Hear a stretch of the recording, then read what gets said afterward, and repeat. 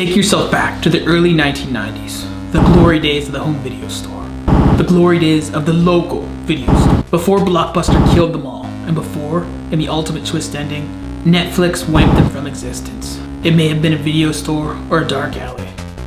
There was a movie. It featured the coolest comic character 8-year-old Josiah had ever seen. It was R-rated. So of course, Mom rented it. A character so gritty, so real, and packing so much heat a boy raised on G.I. Joe couldn't resist.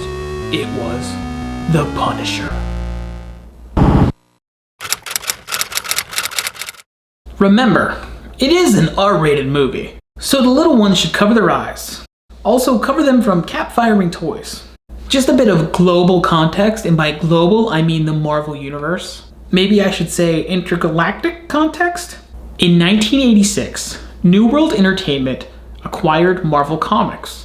One of the big muckety-mucks of New World actually said to a colleague, thinking they purchased DC, "We just bought Superman!"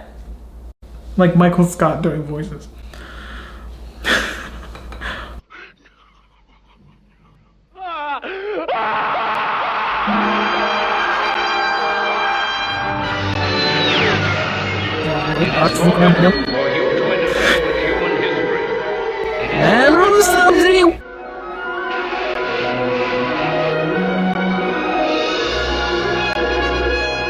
Thinking they purchased DC. Hey, we own Superman. This is the worst. Only to be informed they actually bought Spider-Man and didn't actually have the movie rights to Spider-Man. The more things change, the more they stay the same. New World wasn't interested in comic books, but intellectual properties. Stan Lee, ever the huckster, was thrilled with the possibilities in Hollywood. He could finally get beyond just funny books.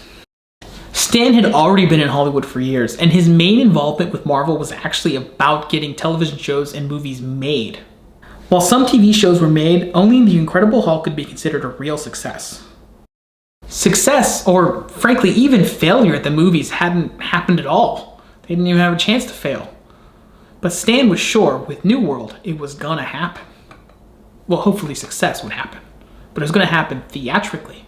As noted in Sean Howe's Marvel Comics The Untold Story, Stan shared his joy with his readers. The young, hip, fun-loving guys who run New World dig Marvel Comics as much as you do. That's why they bought us. That's why they want to make some real dynamite movies and TV shows based on all of your favorite characters. Keep in mind, this was the 1980s. I was born in the 1980s. I grew up then. And I remember that we talked like this. Huh? Stan and his New World overlords wanted to make movies. Enter recent film school graduate Boaz Yakin. He approached New World with a script for The Punisher. A script the inexperienced filmmaker had written in 10 days. Hey, who needs more than 10 days when it's perfect, right? New World wanted B and C level Marvel characters from which they could produce cheap action movies. If that doesn't scream Punisher, I don't know what does. For me, this part hammers home that Punisher is totally Death Wish, which I loved as a kid but probably shouldn't have. Both came in 1974. Punisher came first, kind of, but not really. At least first in 1974. Let me explain. Punisher first appeared in Amazing Spider-Man 129 cover dated February 1974, so it's possible it could have hit newsstands in late 1973. Death Wish was released on July 24th, 1974, although it was based on Brian Garfield's 1972 novel. So I guess Death Wish came first after all. Interestingly, the film was shot in the winter of 1973 into 74, the very time Punisher first appeared in the real-life home of Marvel, New York City, set in the fictionalized version of the same city. We have some crazy levels of unintentional meta-ness here. Marvel is meta sometimes by sheer coincidence. Death Wish director Michael Winter also very nearly directed Captain America for Canon Films, who produced several of the many Death Wish sequels. In 1986, the year of the New World acquisition of Marvel, The Punisher finally received his first miniseries. While The Punisher probably accurately reflected 70s cinema and the grittiness you could see there, he was really ahead of his time in terms of comic book characters. 70s Marvel was still kind of stuck in the 60s, and yet way too 70s. By the 80s, DC had found a way to lean into the gritty dark side of their characters. With The Dark Knight Returns and Watchmen, Albeit, those were outside of the main continuity. Marvel tried with significantly less success. The New Universe, anyone? But set in Pittsburgh, so I'm definitely a fan. Within mainstream Marvel, Wolverine and the Punisher were the equivalent of 80s action heroes in movies. The age of John Rambo and RoboCop, which both weirdly had kids shows. The latter was even produced by Marvel. Wolverine first dipped his claw into more realistic waters with his 1984 miniseries. The miniseries by Frank Miller and Chris Claremont. The Punisher didn't get his previously mentioned 4-issue miniseries until 1986, a 4-issue series that turned out to be 5 issues. While Frank's miniseries came 4 years after Logan's, Mr. Castle was the first to get an ongoing series in 1987. Even Mr. Logan didn't get one until 1988, and that was only a kind of sort of got his own comic situation with shared billing. Regardless, by the early 1990s, they both have like 90 million comics featuring them, sometimes together. The film was originally slated for a 1989 theatrical release. That never happened, at least not in the US. Now, this is where things get a little bit tricky, so bear with me as I do my best to sort it out. In 1970, New World Pictures was actually founded by Roger Corman and his brother Gene. Roger Corman will come up in a future video. As you probably know, he has a bizarre connection to the most infamous Marvel feature ever made, but that's not this story. After the Cormans gave Jonathan Demme, Joe Dante, and others their start at New World, they sold the company in 1983. A few years later, New World then acquired Marvel Entertainment from its parent company, Cadence Industries, which sounds like they would make chemicals that result in the Joker, but that's the wrong comic book universe. The following year, they changed their company name to the more broad New World Entertainment. In January 1989, New World Entertainment sold Marvel to Ron Perlman and his crew, but they didn't sell Marvel Productions. New World merged Marvel Productions with their own production company. Apparently, New World wasn't doing well financially, and what was left of it was purchased by Perlman in April. In 1990, the rights to this film were sold to Live Entertainment, and a lot of other Marvel properties were just sold off. I think. What I do know is, the film was released in Germany on October 5th, 1989, and was screened in LA at a sci-fi convention in 1990, and was finally released on VHS in 1991, which is where I come into the story. I am the Punisher. My family was brutally killed! So Mom and I just got home from the video store. We pop in that VHS, adjust the tracking. Yes, adjust the tracking because this was before at least we had automatic tracking. And we're off to the world of Punisher. And we're also off to the point where spoilers begin. The film opens with what I assume are a series of gun barrels with 1970s quality graphics. And remember, this is almost the 1990s. But it's the low budget almost 1990s. The very low budget. We quickly get the context of the Punisher's trauma. We are then greeted by the Punisher. All of the Punisher. They really leaned into the R rating here. From behind. You see Dolph's shadowy nakedness in his sewer hideout. My favorite aspect of this movie, without a doubt, without any real competition from anything else being awesome, there's a few things here and there, but it is clearly the Punisher having a sewer lair. That, my friend, is awesome. One glorious Christmas, I got the Teenage Mutant Ninja Turtles version, and you know my Toy Biz Punisher cracked a few turtle shells and moved on in. The action of the film begins as the Punisher, who already has a kill count of over 100, blows up a house with mobsters in it, in broad daylight, in front of the media. Mom, why did you let me watch this? That's a real question, Mom. Answer in the comments below. Our basic plot is thus: Frank Castle is dead, or so the police tell the media. In reality, Frank is killing mob dudes, seeking revenge for his family's murder, just like in the comics. The Japanese then enter the drugs and murder picture. In this movie universe, the Japanese are the most evil of bad guys. Akira is not cool with that. Meanwhile, Louis Gossett Jr., who is the backbone of this movie and brings in some real credibility, is Frank's former partner. I'm genuinely a big fan of Dolph Lundgren and think he's good as He-Man. Watch my podcast with my friend Brian about that whole movie.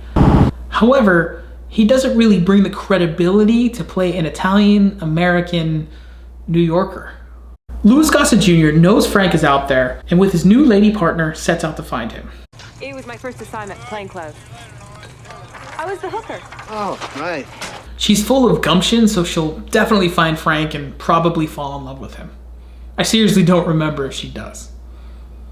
Let's find out together. The movie has lots of guns and lots of mobsters dying. Oh, and Frank has a drunk actor sidekick informant who uses a remote control car with booze on it to lure him into an alley. Sounds like something Micro would do. The luring part, not the boozing part. Why didn't they just make that guy Micro? To be fair, Micro was a pretty recent invention at that point. The movie affirms its controversial opinion that the Japanese are the evilest of evil when they attack the drug-peddling Italians at the dock. It's actually a good scene and probably the best scene in the film, and thinking about it, yeah, it probably is the best scene in this film. I regret calling it a film a second ago. Please forgive me, Lawrence of Arabia. The scene in this movie is confusing and chaotic as Punisher shows up and finds himself saved by chance in the chaos. And there's really no difference between a film and a movie, it's just words for a joke. Back to the film/movie and back in the sewer, Punisher cauterizes his wounds with a knife.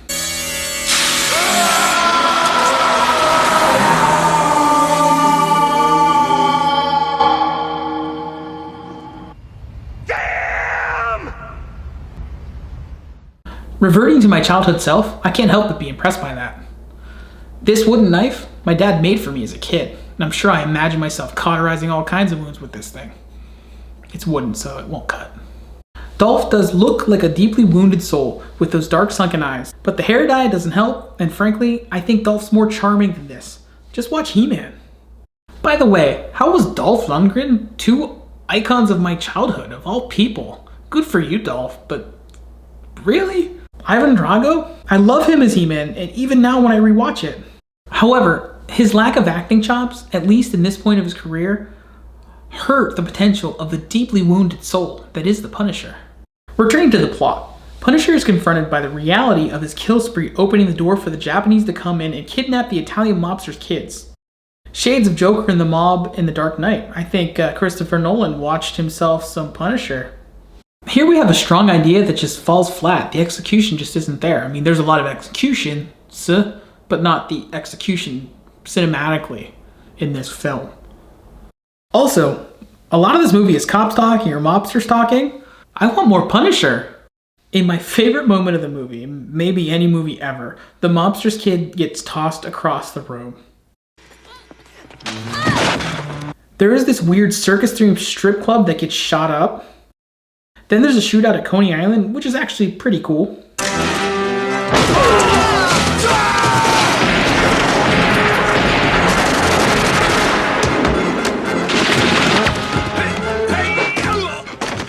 Listening to the music in the film, I kind of get a Mad Max vibe, which then dates this film to the 70s, which kind of weirdly makes sense in a way.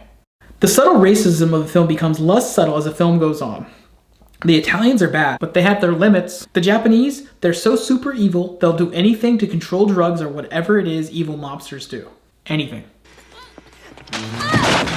It reminds me of the depiction of the Japanese during World War II, and it's very unfortunate that it happens in a movie from 1989. That said, Lady Tanaka is probably the best non-Louis Gossett Jr. thing about this movie. She's a bit hammy and over the top, and it's probably a bit of a racist depiction, but it's also very comic booky. Maybe for those reasons? I do wish they'd call her crew the Hand. They don't. After freeing most of the kids with a bus. Plot point. One kid is still captured. Remember that. Punisher gives himself up. Louis Gossett Jr. kills it in the scene with a lump of Dolph Lundgren. I love you, Dolph. I truly do. Just not as the Punisher. But you gotta talk to me, man. Let me in! Let me in!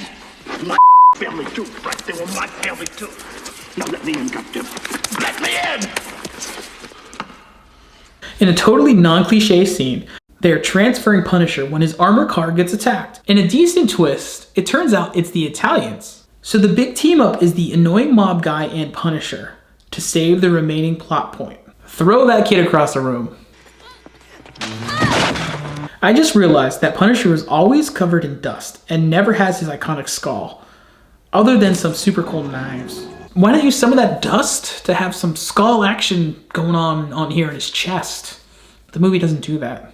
Punisher drops his gun when he's done with them as he and mob guy shoot their way to the Japanese lady. Punisher throws a knife in her head. Awesome.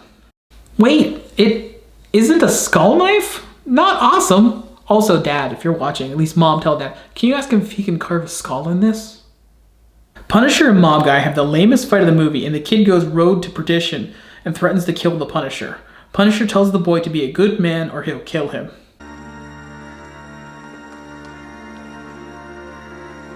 Come on. Do it. Do it. The movie ends with another speech and more Punisher silhouette nudity. Watching it again, I really liked it. It's obviously a bad movie, but it has the ambition at some points to be a good movie, or at least a not terrible movie. At Cannes the following year, they announced a Punisher sequel and a She-Hulk movie starring Brigitte Nielsen, and a pilot for the Power Pack. The comic you always see in the bargain bins but never buy, you should buy it.